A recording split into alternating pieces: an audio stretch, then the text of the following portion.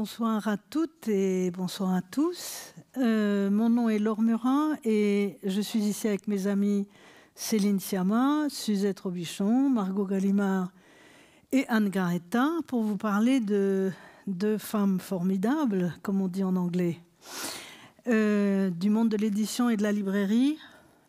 Et pour moi, il n'était pas possible de commencer, malheureusement, cette soirée sans avoir une pensée pour Sophie Charnavel, directrice des éditions Robert Laffont, où j'ai publié mon dernier livre, qui dirigeait cette maison avec beaucoup de talent et qui nous a quittés, comme on dit pudiquement, avant-hier, à l'âge de 47 ans. Donc, hommage à elle. L'Odéonie est une histoire à plusieurs voix et à deux têtes. La première et fondatrice, c'est Adrienne Monnier. Silhouette immuable et tout en rondeur, toujours vêtue d'une drôle de robe grise qui lui donne des allures de sœur converse, Adrienne a la tête bien faite, une pensée et un phrasé très articulés, une voix pointue. On l'appelle la jeune fille aux cheveux courts et aux idées longues.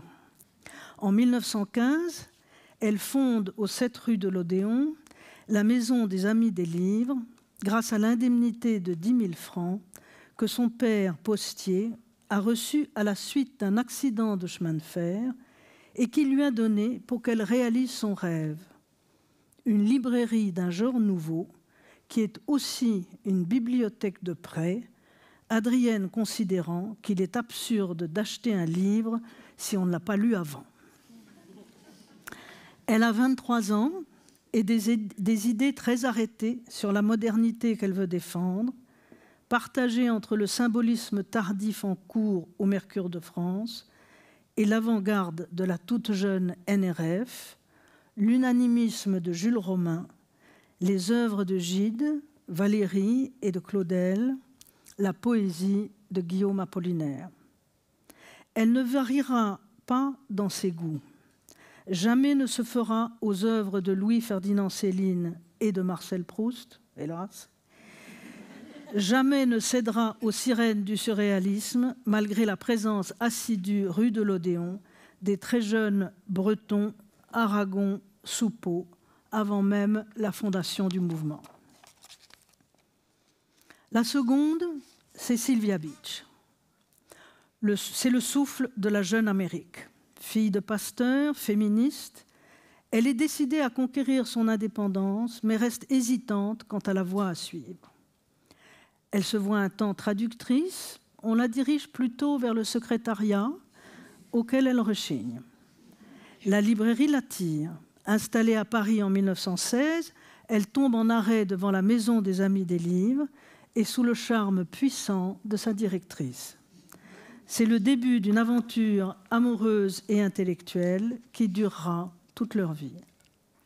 En 1919, elle ouvre une librairie de langue anglaise sur le modèle de la Maison des Amis des Livres, Shakespeare & Company, d'abord installée rue du Puitrin, puis 12 rue de l'Odéon, dans un face-à-face légèrement décalé avec Adrienne.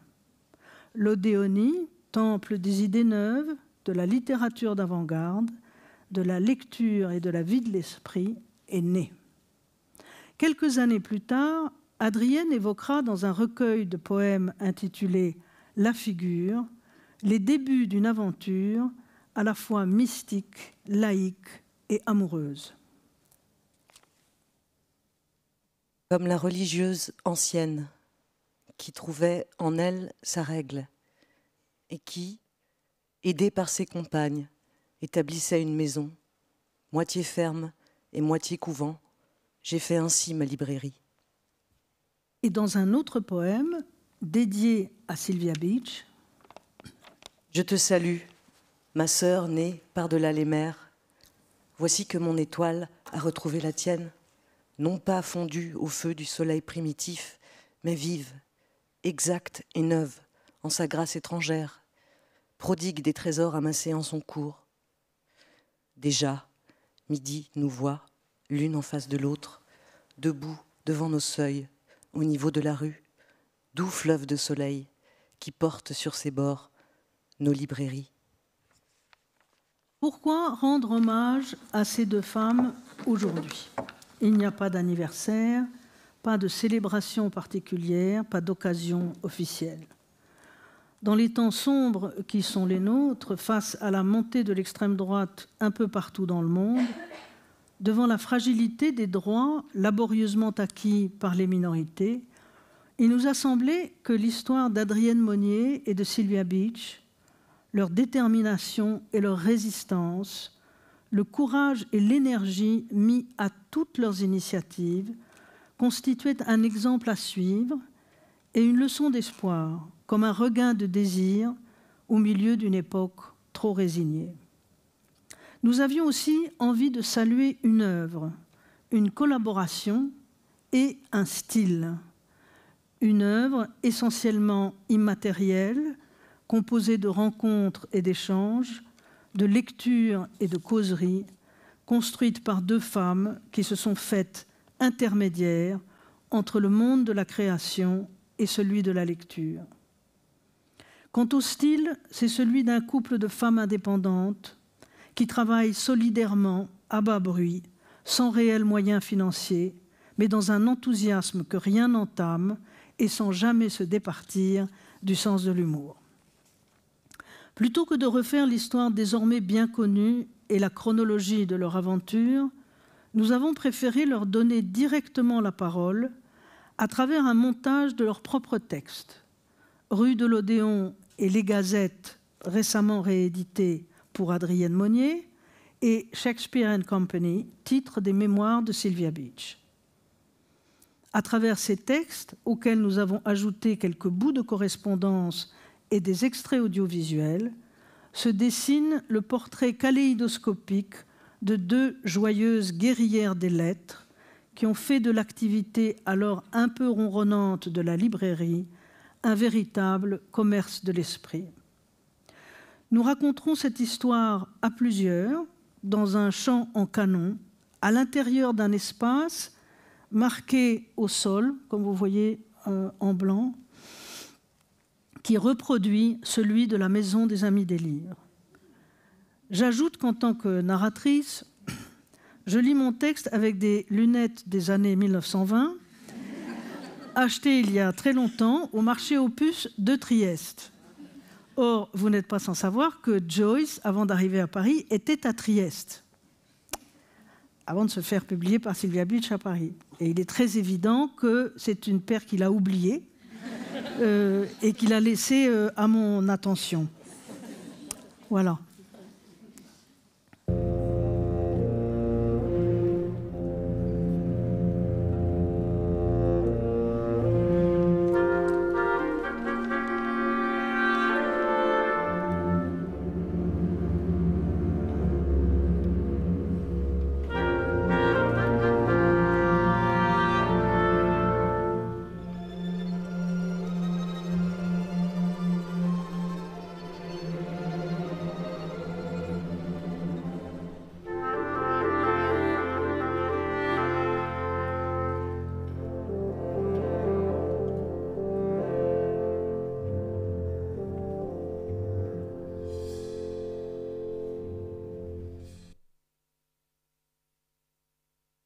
Que ce soit dans ses mémoires ou dans ses gazettes, Adrienne Monnier excelle dans le texte court, la notation rapide et la formule qui fait mouche.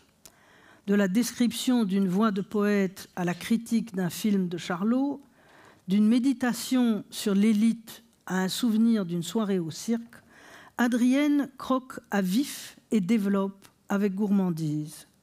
Son jugement est charpenté, elle avance d'un pas assuré. La pensée est nette, la plume effilée comme une lame. Et ne fait pas de quartier. Écoutons-la par exemple Évacuer Ignace, film de Pierre Colombier, sorti en 1937, dont le rôle-titre était tenu par Fernandel, qu'elle admirait beaucoup par ailleurs, qui y chantait une chanson, Ignace, destinée à devenir très célèbre. Il y a l'intelligence de la bêtise. Il y a la bêtise de l'intelligence. La bêtise intelligente connaît sa place et l'emplit tout entière comme un chien sa niche. Elle ne s'encombre pas de la pensée, elle ne fait pas de sentiments, elle est pensée, sentiment et matière en même temps. Elle est poésie pure, c'est-à-dire parfaite erreur, déformation totale. Elle est adaptation immédiate, insensée. N'oublions pas que le royaume des cieux est promis au simple d'esprit. Ignace aurait pu être un chef-d'œuvre de bêtise. Son absence totale de prétention intellectuelle autorisait toutes les espérances. La présence de Fernandel comme protagoniste semblait un gage certain de réussite. C'est raté par manque d'énergie et d'application, par flemme. C'est une ressucée de ressucée, un assemblage puéril de petites ficelles qui montrent la corde avec, brochant sur le tout, ou plutôt sur le rien, 2 ou 3 effets modernes, c'est-à-dire moins vieux que le reste, mais plus démodés.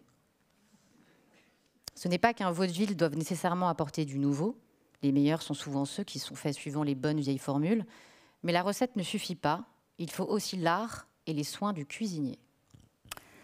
En matière de cuisine, Adrienne Monnier sait de quoi elle parle.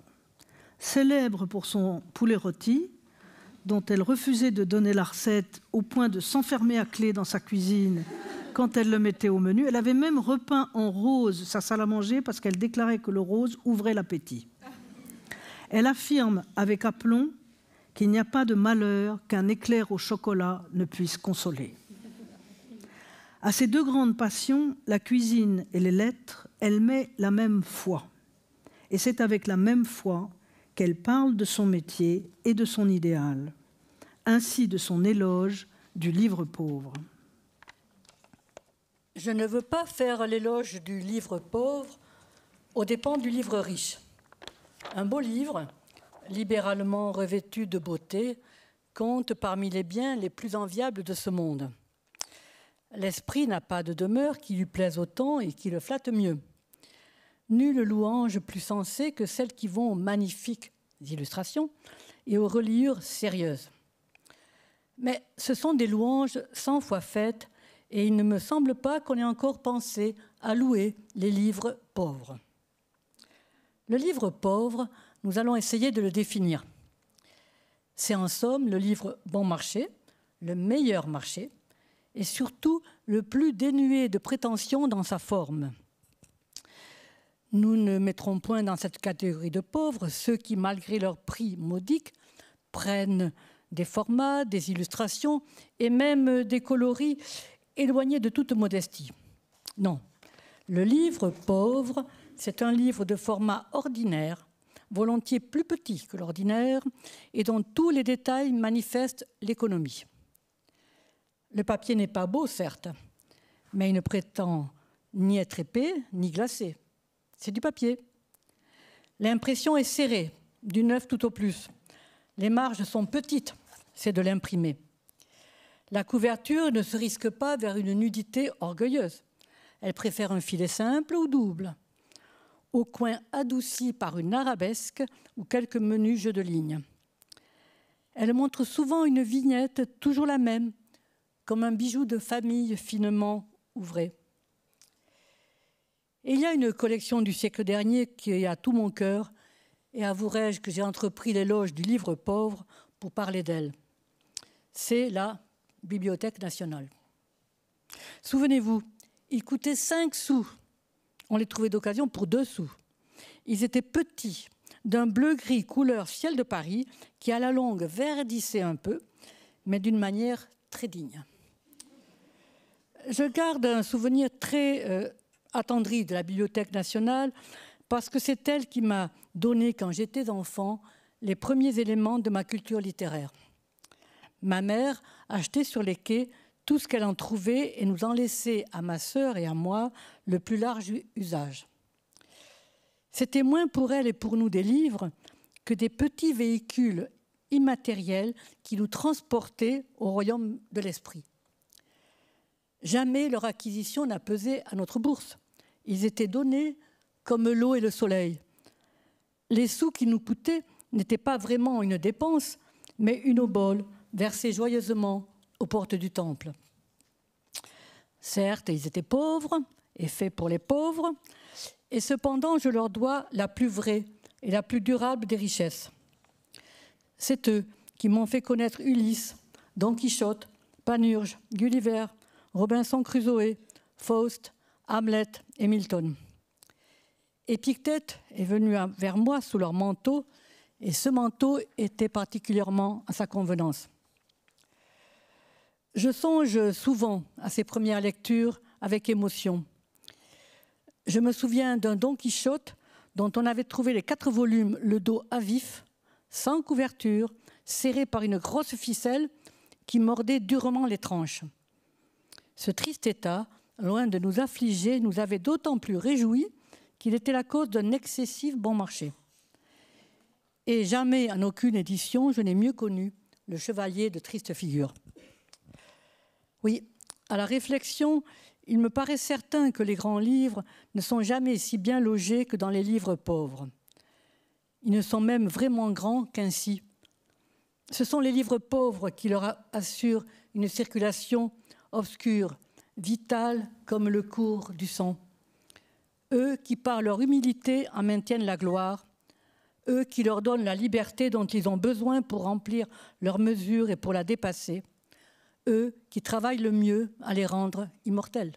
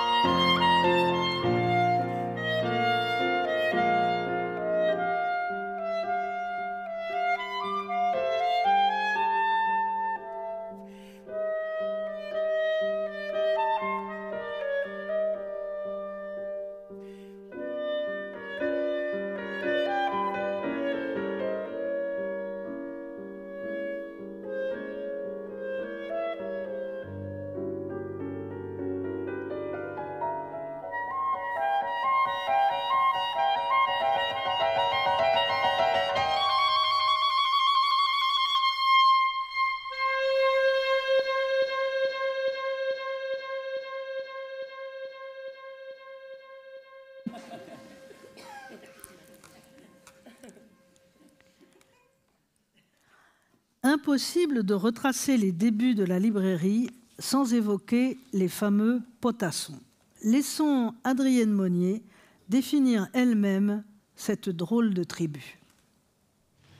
Notre modeste librairie fut, on le sait, le siège de l'ordre des potassons, dont Fargue était le grand maître, et Raymond de Linossier, notre chère Raymonde, l'élément le plus jeune et le plus enthousiaste.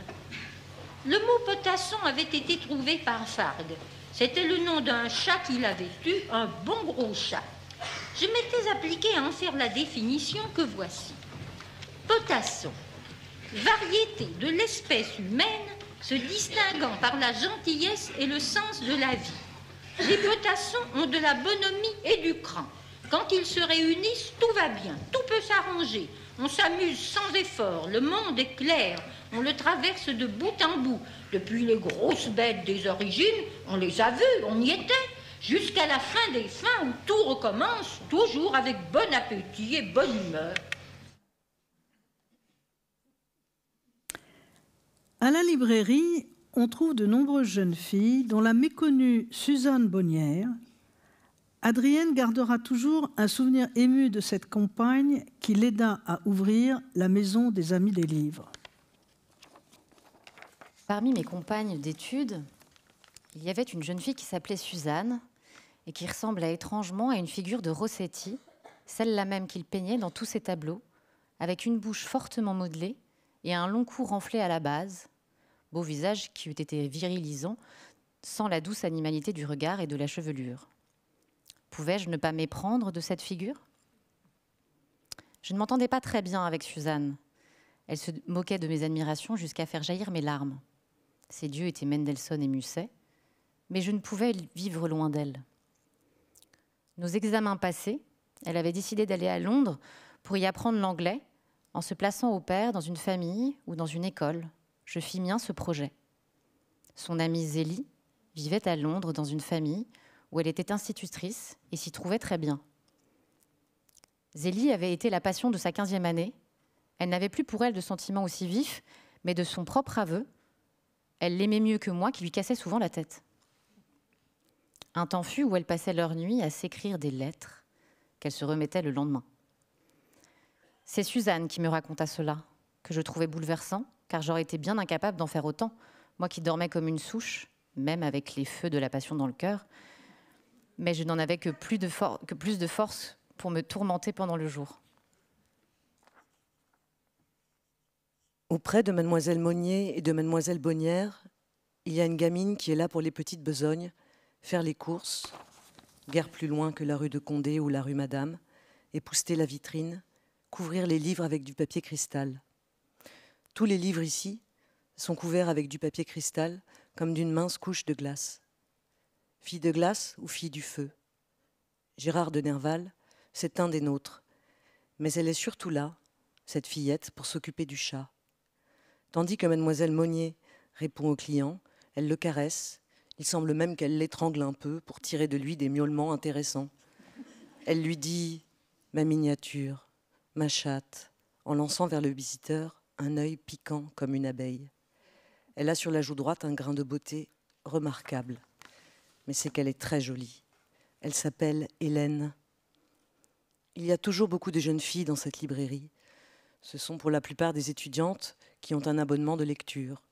On les voit par 2 ou par 3, tourner autour des casiers dont elles tirent tel ou tel livre avec les petits rires et les cris légers des baigneuses qui entrent dans l'eau. Elles s'appellent de l'une à l'autre, même quand elles sont près l'une de l'autre, comme si d'invisibles flots risquaient de les séparer. Ce sont surtout des Colette et des Simone. Une étonnante jeune fille est là tous les jours, installée comme chez elle, c'est Raymonde Linossier. Elle a écrit et fait imprimer une très mince plaquette intitulée « Bibi la bibiste ». Elle a même inventé une école, le bibisme, qui n'est pas si loin de nos tendances personnelles. Avec du culot, elle pourrait en faire quelque chose, mais c'est pas un garçon, c'est une fille, timide au fond, malgré son audace. Son grand ami, c'est Francis Poulenc. C'est à lui que la petite Hélène a dit un jour, en faisant le geste de couper d'abord le bout du doigt, puis le bras à la pliure, « Les hommes, je les connais, ils en demandent comme ça et ils en prennent comme ça. »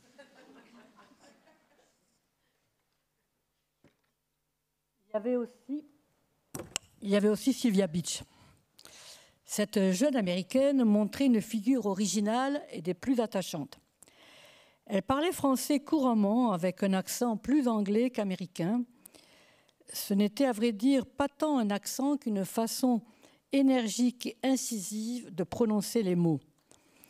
On pensait en l'écoutant moins à un pays qu'à une race, au caractère d'une race.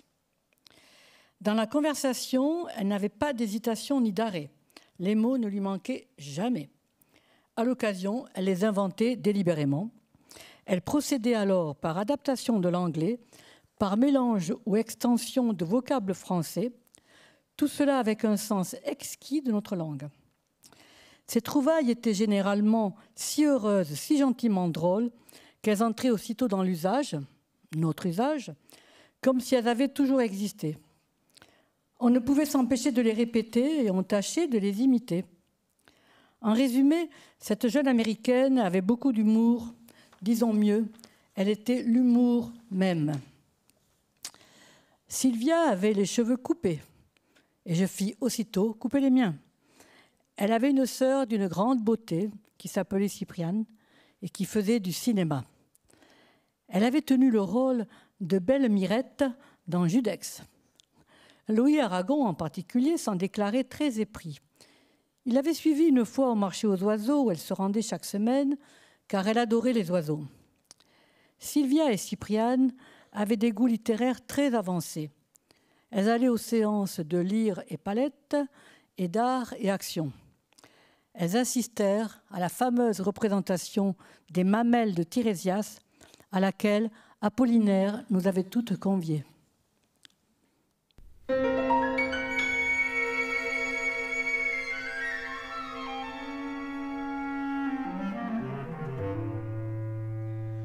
Fameux représentants de toute autorité, vous l'entendez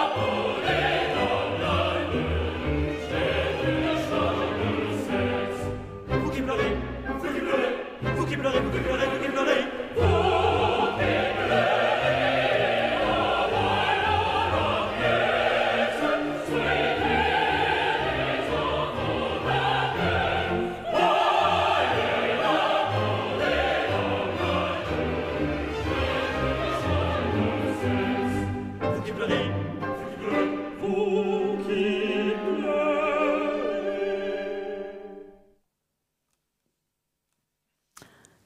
Très tôt, les femmes sont nombreuses à venir en Odéonie, mais elles font davantage partie de la clientèle que des figures honorées à la librairie, où les séances de lecture célèbrent les œuvres de Léon-Paul Fargue, Paul Valéry, André Gide, Paul Claudel, Francis Jammes, Georges Duhamel, Jules Romain, Valérie Larbaud, et côté musique, Darius Milhaud, Éric Satie ou Francis Poulenc.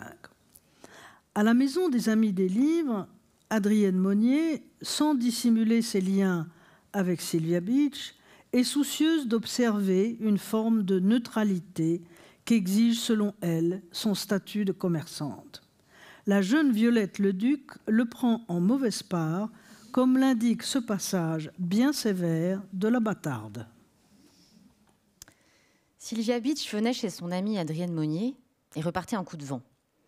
Son corps mince, son tailleur strict, son visage puritain sans fard, sans âge, me changeaient en adolescente pantelante. Elle s'en allait la jupe étroite, le talon plat. Adrienne Monnier avait fait des débuts modestes au Mercure de France. Elle m'en parla, et aussi de ses vieux parents, des pommiers normands. Je perdis la tête. La semaine suivante, je me renfrognais, parce qu'elle recevait une dame fortunée avec la même amabilité. Sa souplesse me choquait.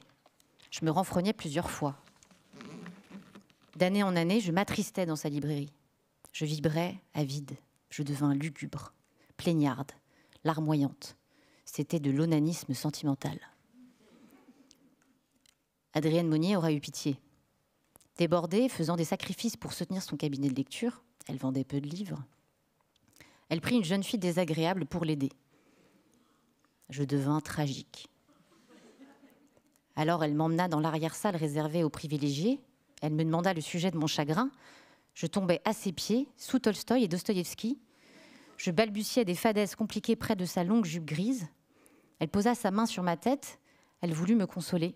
Son employé entra. Adrienne Monnier, plus vive que l'éclair, retrouva sa dignité. Sa gêne à cause d'une collégienne demeurée, sa transfiguration pour une employée raide comme la justice, me dégoûta, m'emmerda. Je pris Le chien-dent de Raymond Queneau, je lus le livre, je le rapportai, je ne réapparus pas. De l'autre côté de la rue, Sylvia Beach, qui a pris Claude Cahun et Suzanne Malherbe comme assistantes bénévoles, s'amuse que sa librairie, dont les abonnés s'appellent Gertrude Stein ou Nathalie Barnet, soit vite devenue un espace d'identification et de projection. Dans un passage, censuré comme beaucoup d'autres, de ses mémoires, elle écrit « Les lesbiennes s'attroupaient pour contempler ma personne et marquer leur sympathie sans ambiguïté pour moi et ma librairie. » Laquelle librairie vend Le bois de la nuit de Jonah Barnes au fur et à mesure des arrivages et constitue une liste d'attente pour toutes celles qui ont demandé Le puits de solitude de Radcliffe Hall, interdit en Angleterre et aux États-Unis. De lesbiennes et de féministes, il en sera beaucoup question dans l'avènement d'un livre qui souffle un vent de liberté et qui est irréductiblement attaché à l'histoire de l'Odéonie. Ulysse de James Joyce. Joyce est d'abord soutenue par la suffragette et mécène britannique Harriet Shaw Weaver, qui tente à tout prix de faire publier dans l'Égoïste le sulfureux manuscrit dont aucun imprimeur ne veut. Harriet Weaver ne recule devant aucun sacrifice et sera fidèle à Joyce jusqu'à la fin, lui apportant un soutien financier constant évalué à 1 million de pounds d'aujourd'hui. Ça devrait donner des idées aux éditeurs, ça. Outre-Atlantique, Joyce trouve d'extraordinaires alliés en Jane Heap et Margaret Anderson, couple qui publie les premiers extraits du texte dans la Little Review à New York. Mais Ulysse subit les foudres de la censure dans le monde anglo-saxon, où il sera interdit jusqu'en 1934, et Joyce désespère de voir jamais publier son livre lorsqu'il arrive à Paris. Tout change lorsqu'il rencontre Sylvia Beach, mais laissons-la raconter bien modestement, comme à son habitude, se tournant. Sylvia Beach, nous en arrivons maintenant dans notre recherche au moment des années 20 et à Montparnasse, c'est l'arrivée massive des Américains et même des Anglo-Saxons, ce qui ne s'était pas produit avant cette date. Et je crois que vous pouvez nous aider beaucoup pour parler d'eux parce que s'ils allaient à Montparnasse, la plupart du temps, ils venaient aussi chez vous, dans votre librairie Shakespeare et compagnie. Je crois que le tout premier, enfin celui auquel on pense, c'est bien sûr Hemingway. Non, c'était plutôt Joyce qui a tiré. C'est le premier. Mais Hemingway était un des premiers Américains. Mais Joyce était déjà chez moi, et c'est ça qui avait attiré tous ces gens qui avaient entendu parler d'Ulysse en Amérique, qui avaient entendu parler de la parution bientôt d'Ulysse à Paris. Mais Joyce lui-même, il arrive à quel moment à Paris? Joyce, en 1920. Que venait chercher Joyce à Paris? Joyce a été amené par Ezra Pound. Il était à Trieste et Ezra Pound a dit qu'il fallait qu'il vienne à Paris avec sa famille. Pour l'avant-garde, Joyce était tout, n'est-ce pas? Il était le dieu. Faut-il que je vous raconte comment je l'ai rencontré chez Spear? Là? Avec grand plaisir. Oui. Alors, quand je l'ai vu là, j'avais très peur parce que Spear m'a dit à l'oreille, il y a l'écrivain James Joyce. Alors, j'ai eu très très peur et j'ai pensé que j'allais me sauver. J'avais peur de voir ce si grand homme. Et alors, tout de même, je suis entrée et puis je l'ai vu à table. Et il ne disait pas un mot. Et Ezra Pound mettait devant lui tous les verres, toutes les bouteilles. Et il ne buvait pas du tout, pas une goutte. Et j'étais très frappée par ça. Et Ezra Pound voulait le taquiner parce qu'il avait juré qu'il ne boirait pas pendant toute la journée, Joyce. Il ne buvait que le soir. Mais on ne savait pas ça, on ne comprenait pas cette blague de Ezra Pound. Et puis après le déjeuner, j'ai été dans une pièce à côté où il y avait la bibliothèque de Spear. Et là, j'ai vu Joyce. Et j'ai eu le courage de m'approcher de lui et j'ai dit, est-ce que c'est le grand James Joyce? Et il a dit, James Joyce, et nous nous sommes serrés là. Alors il m'a demandé qu'est-ce que je faisais, et j'ai dit que j'avais une librairie qui s'appelait Shakespeare Company. Alors après ça, il a dit, j'irai vous voir. Et alors le lendemain, il est venu rue du Puitrin, où j'avais ma librairie à ce moment-là, où j'ai ouvert Shakespeare Company.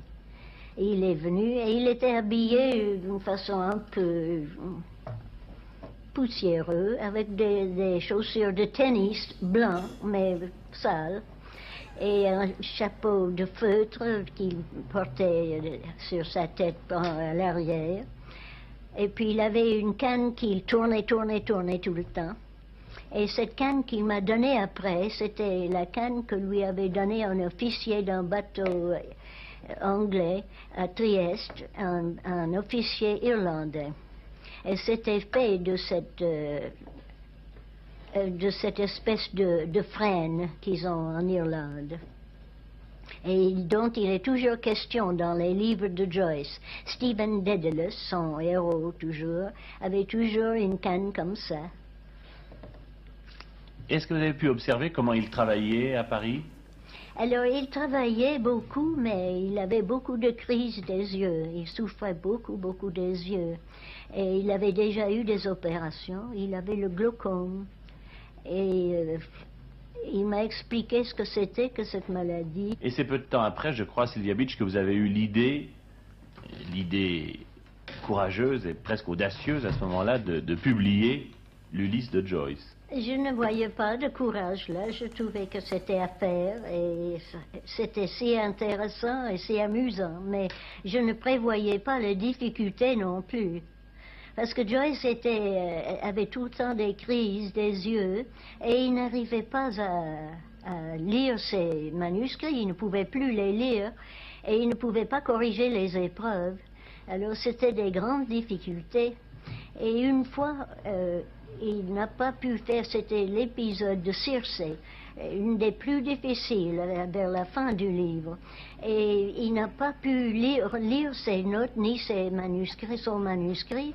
Et j'ai été obligée, moi, de trouver des gens qui travaillent à ça et qui puissent nous aider à les lire.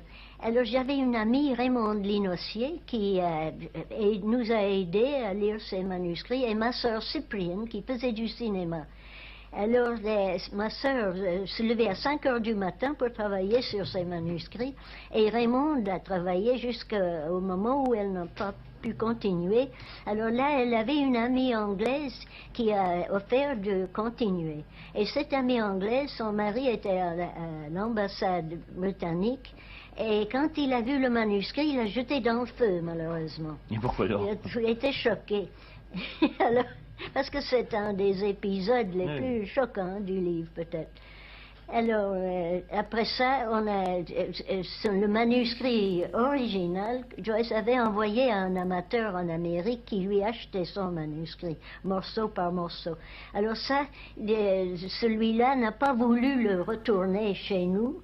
Et finalement, après beaucoup de câblegan, il a consenti à nous rendre une copie de ce manuscrit. Il a fait photographier, une photocopie, et nous avons pu continuer à imprimer ça. Mais tout ça, nous avons été très retardés. Nous avons eu beaucoup de difficultés.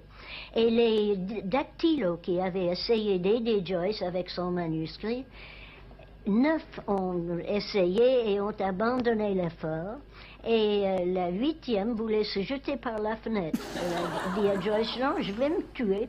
Et la 9e est venue chez Joyce. Il habitait à ce moment-là, boulevard Raspail. Elle a sonné, elle a jeté le manuscrit dans l'entrée et elle s'est sauvée en bas de la rue. Et je crois que on revient assez facilement à travers Joyce à Hemingway, parce que je crois bien me souvenir que dans votre livre, vous racontez que Hemingway a fait passer Ulysse en contrebande aux États-Unis. Oui, c'est Hemingway, parce que comme Ulysse était défendu en Amérique, et je ne m'attendais pas, je n'ai pas réfléchi à ça d'avance, et quand j'ai essayé d'envoyer les exemplaires aux souscripteurs, ils étaient tous saisis au port de New York. Il n'y avait pas moyen de faire parvenir ces exemplaires. Alors j'ai raconté ça à Hemingway et j'ai dit qu'est-ce que j'allais faire. Et souvent je demandais des conseils à Hemingway qui étaient de très bons conseils. Alors il a dit donnez-moi 24 heures, je viendrai vous dire. Alors après 24 heures, il a dit j'ai quelqu'un à Chicago, écrivez à telle et telle adresse et il fera entrer les exemplaires par le Canada. Et c'est ce qui est arrivé. C'était un peintre il a pris un atelier et j'ai payé le loyer au Canada, à Toronto. Et tous les jours, il apportait un exemplaire d'Ulysse et traversait la frontière en Amérique. Et comme ça, un par un, les exemplaires sont arrivés aux États-Unis.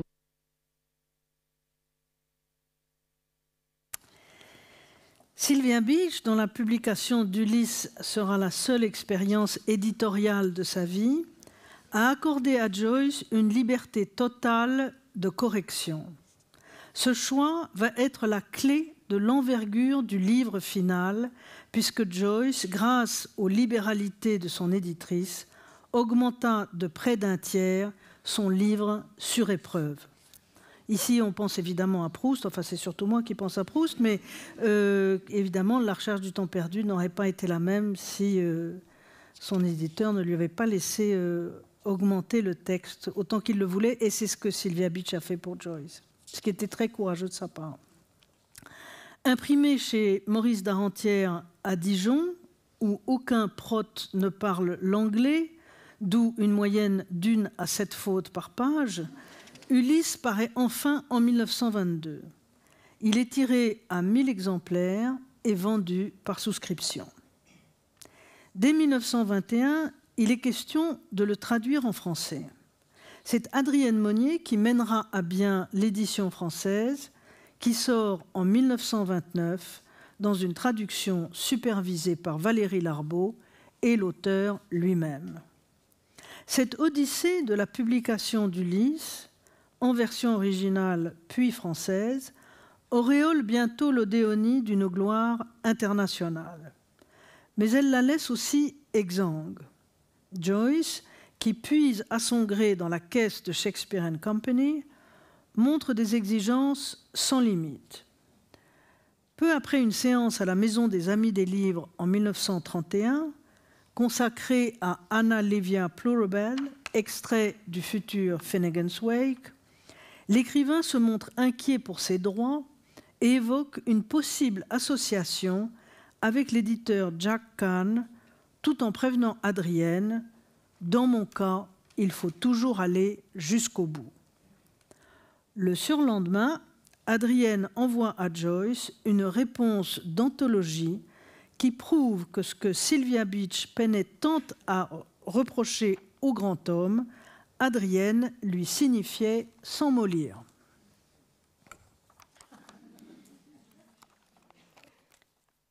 Vous aviez demandé à Sylvia s'il n'y avait pas de royauté à toucher sur l'édition française. Nous avons vendu 20 exemplaires en avril et depuis le début de mai, 4 exemplaires. La publication d'Anna Livy Péton-Tintamarre a, comme je le pressentais un peu, ralenti la vente.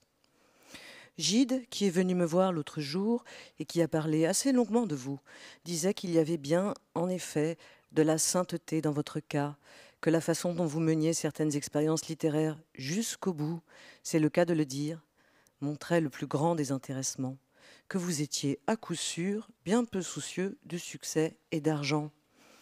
Ce que Gide ne sait pas, et nous mettons là-dessus un voile, comme le fils de Noé, c'est que vous êtes, au contraire, très soucieux de succès et d'argent.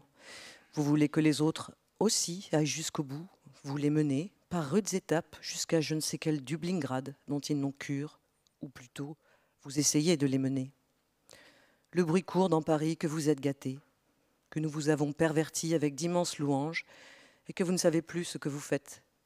Et pourtant, il n'y a pas un seul de vos 70, à commencer par Léon Saint-Pierre, qui n'avoue, en tout lieu, en tout temps, qu'il ne comprend absolument rien à Anna Livy. Mon opinion personnelle est que vous savez très bien ce que vous faites en littérature et que vous avez bien raison de le faire, surtout si ça vous amuse. La vie n'est pas si drôle dans cette vallée de larmes, comme dit Madame Bloom. Mais c'est folie que de vouloir gagner de l'argent à tout prix avec votre nouvelle œuvre. Je ne dis pas que vous ne pouvez pas en gagner, tout est possible, mais c'est très peu sûr. Les 3 plaquettes qui ont été publiées par Crosby Gage, Harry Crosby et Kahan ne se sont guère vendues qu'aux 2/3, pour le mieux aux 3/4. Tout le monde, dans ce genre d'affaires, le sait. De telles éditions ne peuvent marcher que par la spéculation, et la spéculation ne peut pas s'exercer quand il n'y a pas un marché frénétique, ou à peu près. Nous n'avons pas la moindre envie, Sylvia et moi, de nous associer avec Kahan. Les temps sont durs, et ce n'est pas fini. Nous voyageons maintenant en 3e classe, et bientôt, nous nous accrocherons sous les trains. Dites mes meilleures amitiés à Madame Joyce et à Lucia, et croyez, cher Monsieur Joyce, à ma très grande et très fidèle admiration.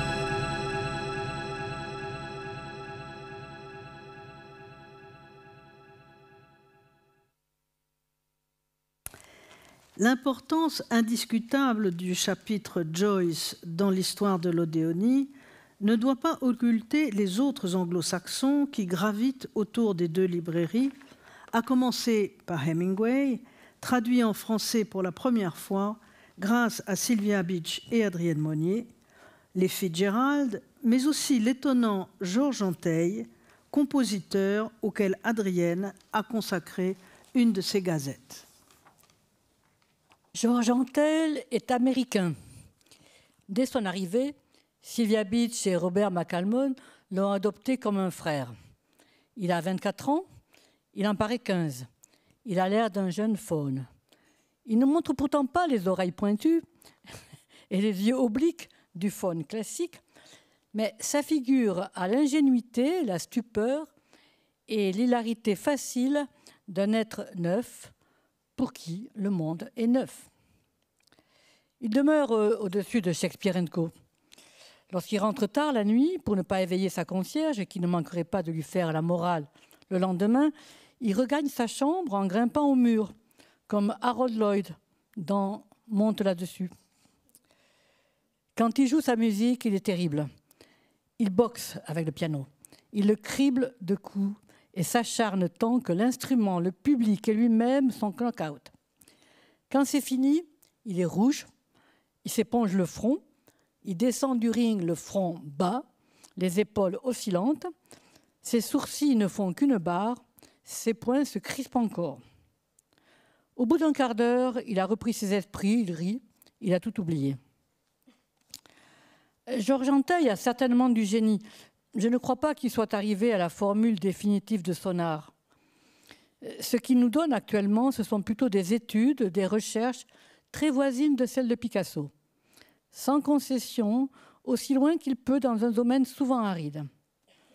Cependant, il m'est déjà permis d'en goûter le pathétique absolument nouveau, le rythme déracinant, une ivresse joyeuse de la contradiction, une découverte fermée, ainsi que les enfants se chantent à eux-mêmes. Il me semble que cette musique a une grande et salutaire influence sur le corps. Jean Prévost la compare justement au sport. Comme les rythmes tibétains et mongols qu'Antheil a beaucoup étudiés, elle chasse les démons et fixe les dieux sans demander leur avis.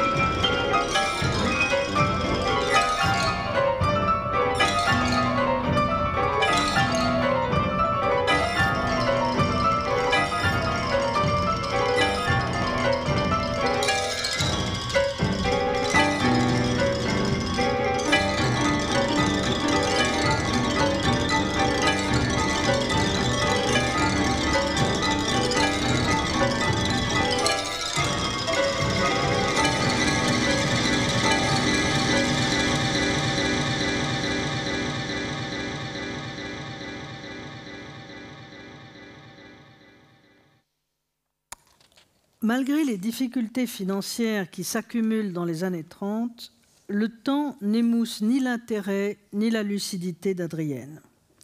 De nouveaux abonnés s'inscrivent, Maurice Merleau-Ponty en 1932, Nathalie Sarraute en 1936. De nouvelles amitiés naissent, comme avec Walter Benjamin, interlocuteur privilégié, introduit à la librairie par Pierre Klossowski. Leur première rencontre, consignée à la date du 4 février 1930 dans le journal parisien de Benjamin, exige que l'on s'y arrête, ne serait-ce que pour la description que le philosophe allemand fait de cette femme blonde à la large carrure, avec des yeux bleus très clairs, entièrement habillée d'un rêche lainage gris, d'où émane une pureté rustique, d'essence à la fois monacale et cosmique. Et dont il apprécie de ses mains, lorsqu'elle parle, le mouvement de balancement si caressant, si convaincant. D'emblée, Benjamin, qui a saisi la simplicité, la puissance et l'orgueil de cette femme, a l'impression, dit-il, de se trouver en présence de l'un de ces êtres que l'on ne peut jamais approcher avec assez de respect et qui, sans donner le moins du monde l'impression de compter sur ce respect, pas un seul instant ne le repousseront ou ne le minimiseront. Mais c'est surtout la teneur de leur conversation qui frappe, comme s'ils s'étaient immédiatement trouvés, jusqu'à ce qu'ils arrivent au sujet qui obsède Benjamin, la reproduction photographique des œuvres d'art. Un tableau, une sculpture, sont-ils plus facilement des objets de jouissance en photographie que dans la réalité? La réponse d'Adrienne Monnier, consignée par Benjamin, est, sans exagération, à verser à ces moments de rencontre et de conversation qui changent l'histoire de la pensée. On ne peut considérer les chefs-d'œuvre, dit Adrienne, rapportés par Benjamin, comme des créations individuelles. Ce sont des œuvres collectives, si puissantes que la possibilité d'en jouir est justement liée à la condition de les rendre plus petites. Au fond, les méthodes de reproduction mécanique sont une technique de miniaturisation. Elles aident les hommes à parvenir à un certain degré de maîtrise sur les œuvres, sans laquelle ils n'arrivent pas à la jouissance. Commentaire de Benjamin. Et ainsi, j'échangeais une photographie de la Vierge sage de Strasbourg qu'elle m'avait promise au début de la rencontre, contre une théorie des reproductions qui me peut être encore plus précieuse. En 1935, Benjamin publie son texte sans doute le plus célèbre, L'œuvre d'art à l'ère de sa reproductibilité technique, qui allait durablement révolutionner notre conception de l'unicité de l'œuvre d'art, partagée entre la déperdition de son aura, de sa magie et de sa valeur cultuelle, et l'avènement du multiple, soit son émancipation moderne et sa valeur d'exposition. Qui sait aujourd'hui ce que cette théorie doit à Adrienne Monnier?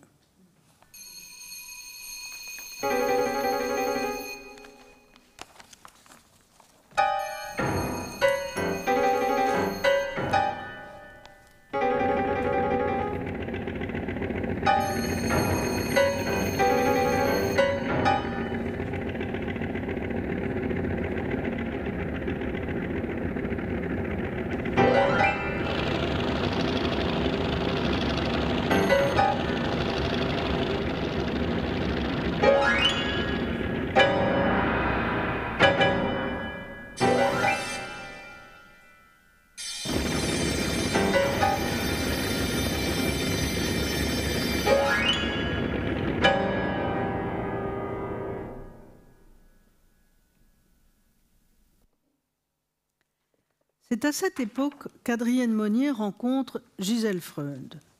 Sous le charme de cette étudiante qui vient de fuir l'Allemagne nazie, elle lui offre l'hospitalité chez elle, au 19 rue de l'Odéon, obligeant Sylvia Beach à déménager au-dessus de Shakespeare & Company.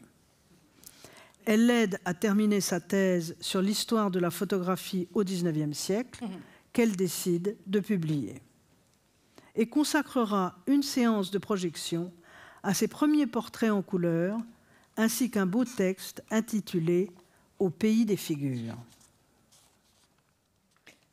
Je reviens d'un voyage au pays des figures.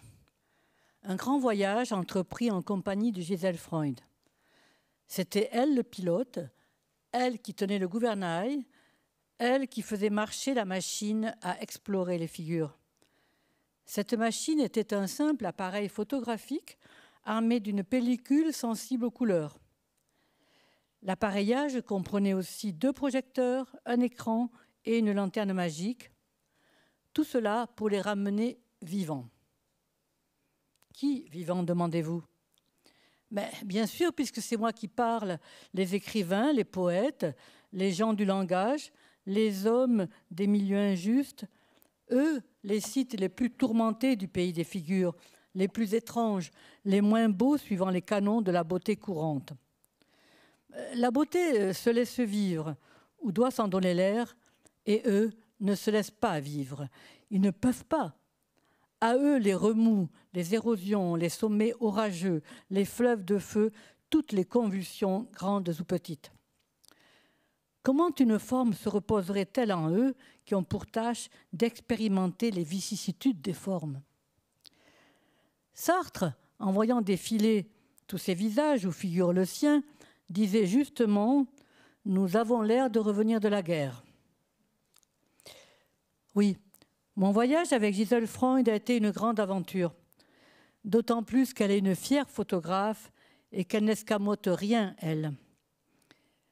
Thériade, en regardant ses portraits, lui a dit « Vous leur avez fait ce coup-là une fois, par surprise, mais ils ne vous laisseront pas recommencer. » Gisèle Freund a un don d'humanité qui l'apparente à Nadar qu'elle a pris pour maître. À David Octavius Hill, en l'honneur duquel elle fit un pèlerinage à Édimbourg, ses portraits ont une vie incroyable. Grâce à elle, nous voilà riches d'images excellentes de la plupart de nos meilleurs écrivains. Ces figures d'écrivains, essaierai-je d'en décrire quelques-unes. Claudel a l'air du dieu chinois Monseigneur le Tonnerre. Il a dans le cou, à la place de la pomme d'Adam, un petit cyclone. En le voyant, Mauriac a dit qu'il a l'air méchant. Cet homme-là ne peut parler qu'à Dieu. Gide, aux traits purs et mortifiés, ressemble à un moine, fondateur d'ordre. Il a les sourcils en buisson ardent. Valérie, dont les joues sont creusées de profonds ravins, ouvre des yeux comme la mer. Ils en ont la couleur et la jeunesse éternelle. Adrienne Monnier décrit plus volontiers les écrivains que les écrivaines. Non qu'elle les néglige. Son déjeuner avec la grande Colette en témoigne. Un déjeuner avec Colette. Comment est-ce que ça allait se passer? Colette est une femme qui a horreur d'être dérangée. De mon côté, j'ai horreur de déranger, surtout une Colette. J'aime faire plaisir, mais je n'imagine pas comment on peut faire plaisir à Colette quand on n'est pas fleur ou bête, saveur ou parfum, couleur ou musique. Son monde est d'avant l'humain ou après l'humain. C'est le royaume de la mer avec le grand feu premier et les derniers feux. On rêve devant elle de se transformer en chatte blanche, mais faudrait-il encore ne jamais mourir, être une bête immortelle comme les dieux égyptiens? Je fais un peu de chiromancie. Vous pensez bien qu'il n'y a rien à apprendre à Colette. Mais j'étais curieuse de voir ses mains. La forme générale est puissante et harmonieuse. Les lignes sont très bonnes. La ligne de tête dans la main gauche indique une tendance au mysticisme qui a été combattue au profit de la raison. Naturellement, la ligne de destinée est superbe. Le mont de Vénus est bien ce qu'on pouvait prévoir. Il indique une riche sensualité. Avec un mont pareil, on peut communier avec toutes les choses de ce monde. Mais le pouce. Quel pouce extraordinaire chez une femme! Que de violence! Madame Colette, lui dis-je, vous avez un pouce de chef de pirate. Elle rit. C'est vrai, dit-elle. Je suis terriblement violente. J'ai souvent eu envie de tuer. J'aime les couteaux, les lames, pas les revolvers, ça fait un bruit absurde, non. La lame muette, bien effilée. Vous ne savez pas, c'est surtout le manche qui a de l'importance. C'est sur lui qu'on doit compter. Il faut qu'il soit bien en main, qu'il ait un creux là. Il faut le prendre comme ça. Et ses doigts et sa paume font jouer une lame imaginaire, mais qu'elle rend visible à la façon des fakirs. Eh bien, dis-je, que nous avons de la chance que cette belle violence soit passée dans votre art.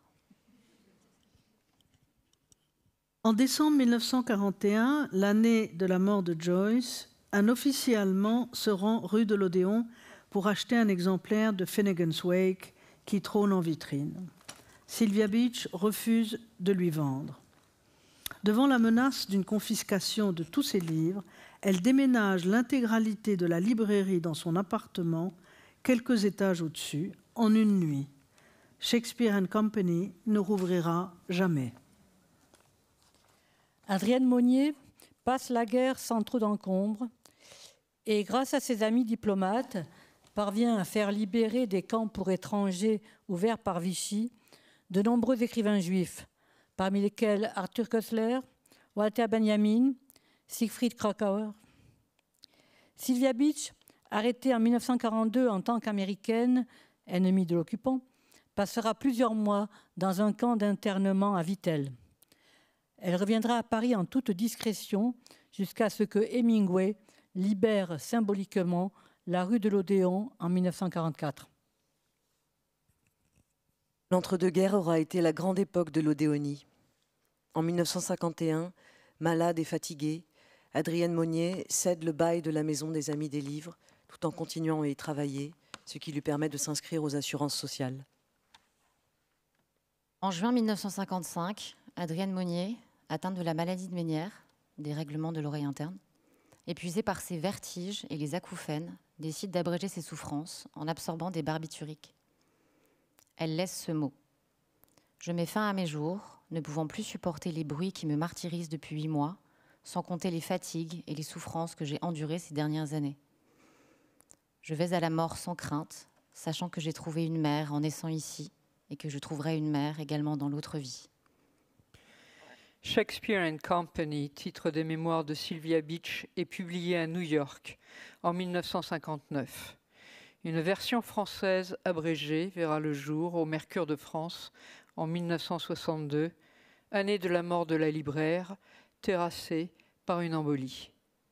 Rue de l'Odéon, recueil de souvenirs d'Adrienne Monnier, paraît en 1960. L'aventure est achevée, l'histoire peut commencer.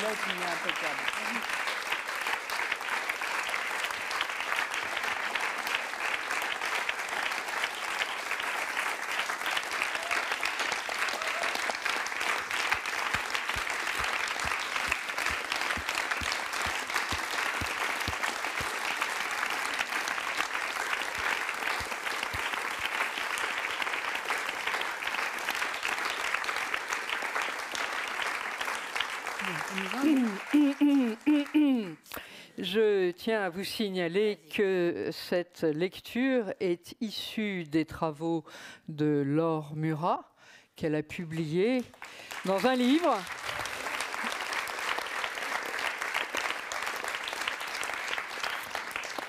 Intitulé Passage de l'Odéon et qui vient de ressortir très récemment, revue corrigée et augmentée grâce à Margot Gallimard dans la collection L'Imaginaire.